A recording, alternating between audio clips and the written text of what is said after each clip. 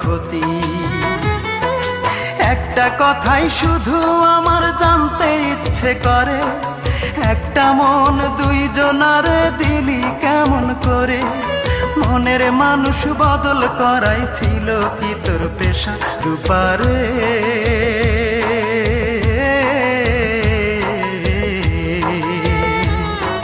তোর ছাড়া এই মন আজ পাইনি সুখের দেখা, তোর ছাড়া এই মন আজ পাইনি সুখের দেখা।